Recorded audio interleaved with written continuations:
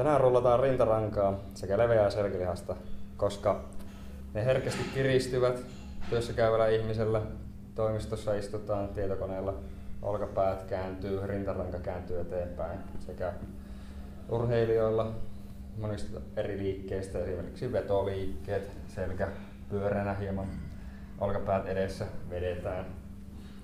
Pääsee tämä ryhti kääntyy eteenpäin. Tässä rullauksessa keskitytään siihen, että saataisiin sitä olkapäitten asentoa, rintarangan asentoa palautettua tuonne taaksepäin oikeaan linjaan takaisin.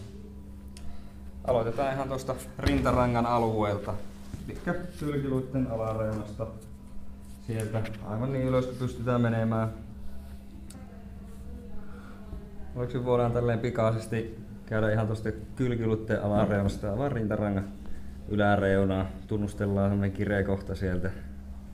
Itsellä tuntuu aika lailla tuossa semmonen kireempi kohta. Voidaan vaihtaa vähän tekniikkaa, eli otetaan kunnolla happea sisälle. Sitten samalla kun ojennetaan tuonne taakse, niin puhalletaan ne ilmat pihalle ja pikkasen aikaa pidetään tässä venytystä. Vähän voi hengitellä, lähtee vaikutusta, tuntuu. Ojennussuuntaa palautuu sinne nikamille takaisin. Voidaan palata aloitusasentoon ja vähän käydä tuossa kyljen puolella ja vaihtaa toiselle kyljelle. Tuntuuko puolieroja, vaikutuksia mitenkään tässä? Onko kireempi jostain?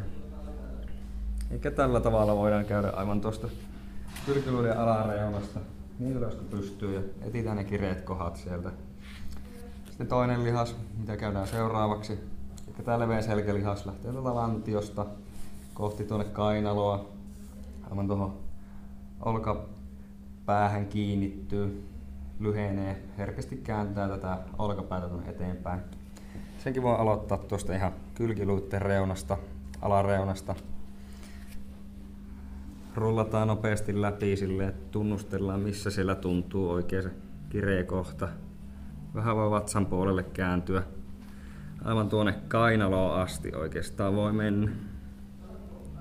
Kuitenkin ollaan tuossa kyljen puolella, että ei liikaa tänne selän puolelle, että kyljen päälle.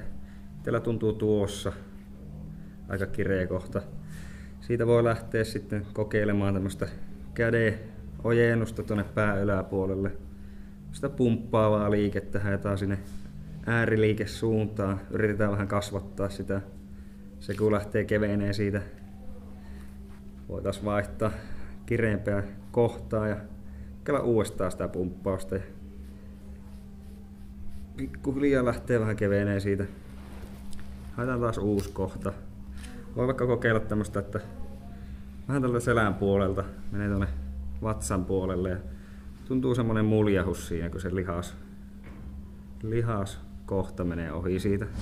Haetaan se muljahuskohta ihan siitä ja pidetään sitten siinä pikkasen aikaa. Pitäisi lähteä tuntuu ihan mukavaa kipua. Vähän voi koittaa jännittää sitä lihasta. Sekin vaikuttaa aina eri lailla. Voi tälleen sekoitella niitä tekniikoita. Elikkä tällä saadaan täältä muutosta. Kädet nousee tänne.